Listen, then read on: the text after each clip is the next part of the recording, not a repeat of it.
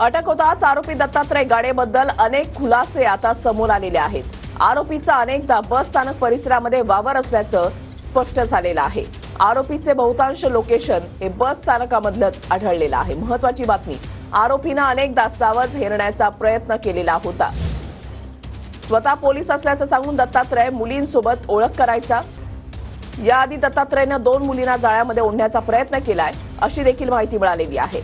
कृष्णा सोनरवाडकर आमचे प्रतिनिधी आमच्या सोबत आहेत. अधिक माहिती त्यांच्याकडून जाणून घेणार आहोत. कृष्णा, एकतर 70 तासानंतर या आरोपीला आता अटक करण्यात आली आहे आणि अटक केल्यानंतर मोठे खुलासे आता समोर येत आहेत. वृषेला नक्कीच या सगळ्या प्रकरणामध्ये आतापर्यंत झालेला तपास आणि प्राथमिक तपासादरम्यान आरोपीचा शोध घेत असताना त्याला त्याच्या गावाच्या शिवारातून अटक केल्यानंतर मधल्या तासामध्ये जे काही 70 तास होते त्यावेळेला वेगवेगळे सीसीटीव्ही फुटेज आरोपीचं लोकेशन शोधण्याचा प्रयत्न पोलीस केले होते आणि या सगळ्या तपासादरम्यान काही खुलासे समोर आलेले आहेत. तो म्हणजे आरोपीचं लोकेशन हे वेगवेगळ्या बस स्थानकामध्ये रात्रीच्या वेळेला पाहायला मिळतं आहे. जे काही तांत्रिक पुरावे पोलिसांच्या समोर आलेले होते किंवा आरोपीचं लोकेशन शोधण्याचा प्रयत्न झालेला होता, त्यानुसार आरोपीचं लोकेशन पुण्यातल्या काही बसस्थानकामध्ये आहे, त्याचबरोबर पुण्याच्या बाहेरच्या बसस्थानकामध्ये रात्रीच्या वेळेचं आहे. शिवाय त्यानं काही मुलींशी ओळख करण्याचा प्रयत्न केलेला होता. मात्र या सगळ्यामध्ये तो पोलीस असल्याचं भासवण्याचा सातत्यानं प्रयत्न करायचा, मुलींची ओळख करायचा आणि पोलीस आहे म्हणून मदतीचा बहाणा करायचा आणि त्यानंतर गोड बोलून त्यांचे नंबर सुद्धा घ्यायचा. काही मुली ज्या आहेत त्या त्याच्या संपर्कामध्ये होत्या आणि त्यांचे नंबर त्यानं पोलीस असल्याचं सांगून घेतलेले होते. हे सुद्धा पोलिसांच्या तपासामध्ये समोर आलेलं आहे आणि त्यामुळे या गुन्ह्याच्या व्यतिरिक्त आरोपीनं याच्या आधी आणखी काही गुन्हे केलेले आहेत का आणि हे गुन्हे समोर येऊ शकलेले नाहीयेत का, या अनुषंगाने सुद्धा पोलीस येत्या काळामध्ये तपास करणार आहेत, चौकशी करणार आहेत. मात्र स्वारगेट मधला प्रकार हा अत्यंत निंदनीय होता, धक्कादायक होता आणि ती पीडिता जी आहे ती पोलिसांच्या समोर आली. तिने जे काही जबाब सांगितला तो अत्यंत धक्कादायक होता आणि त्यानंतर सगळी तपासाची चक्र फिरली. अखेर 70 तासानंतर आरोपीला अटक जरी झालेली असली तरी आता आरोपीच्या अटकेनंतर त्याला या लष्कर पोलीस ठाण्याच्या लॉकअपमध्ये ठेवण्यात आलेला आहे.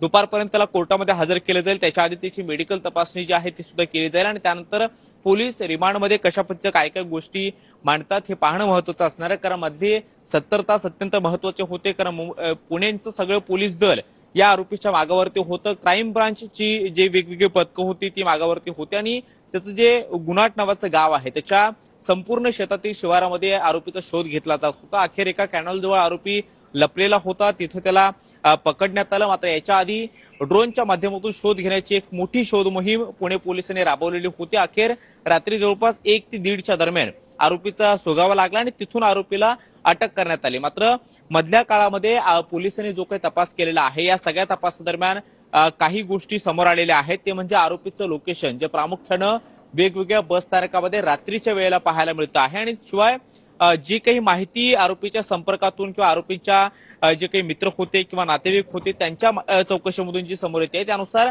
तो बोलण्यामध्ये फार पटाईत आहे आणि त्यामुळे गोड बोलून एखाद्याला कसं आपल्या जाळ्यामध्ये ओढायचं हे त्याला चांगलं कसब त्याच्या अंगामध्ये आहे आणि त्यामुळे याच्या आधी सुद्धा काही मुलींना त्यानं पोलीस असल्याचं सांगून संपर्क करण्याचा प्रयत्न केलेला होता. काही 1-2-3 मुलींचे नंबर सुद्धा त्याच्याकडे होते आणि तो सातत्यानं त्यांच्या संपर्कात राहण्याचा प्रयत्न करत होता, सावध हेरण्याचा प्रामुख्यानं प्रयत्न करत होता असं म्हणायला हरकत नाही. कारण रात्रीच्या वेळेतच त्याचं बस स्थानकामधलं जे मागच्या काही महिन्यांमधलं मागच्या काही दिवसांमध्ये जे लोकेशन आहे त्या सगळ्या गोष्टीवरून काही गोष्टी व्यक्त केल्या जात आहेत. मात्र स्वारगेट मधल्या प्रकारानंतर याच्या आधी आरोपीनं असे काही गुन्हे केलेले आहेत का आणि ते उजेडात येऊ शकलेले नाहीयेत का, या अनुषंगाने सुद्धा पुणे पोलिसांचा तपास आता होणार आहे.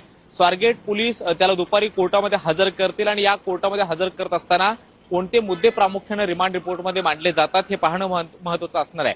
घटनाक्रम जर पाहिलं तर सकाळी 5:30 वाजता जी काही घटना घडलेली होती किंवा 5 ते 5:30 दरम्यान घटनेनंतर आरोपी नेमकं कुठे गेला, कुठे लपण्याचा त्याने प्रयत्न केला, मधल्या काळामध्ये त्यानं कोणाची मदत घेतलेली होती का, या सगळ्या अनेक प्रश्न जे निर्माण झालेले आहेत त्या सगळ्या प्रश्नांची उत्तरं मिळणं अपेक्षित आहेत आणि या गुन्ह्याच्या व्यतिरिक्त आरोपीने या मागच्या काही काळामध्ये अशा पद्धतीचे गुन्हे करण्याचा काही प्रयत्न केलेला आहे का हे पाहणं महत्वाचं असणार आहे. कारण पोलिसांना जी माहिती मिळालेली आहे त्यानुसार त्याचं मोबाईल लोकेशन हे वेगवेगळ्या बस स्थानकांमध्ये रात्रीच्या वेळेला पाहायला मिळतं आहे आणि त्यामुळे या मागच्या काही दिवसामध्ये अशा पद्धतीचं कृत्य करण्याचा प्रयत्न आरोपीने केलेला आहे का हे पाहणं महत्वाचं असणार आहे. अखेर दत्तात्रय गाडेला अटक करण्यात आलेली आहे.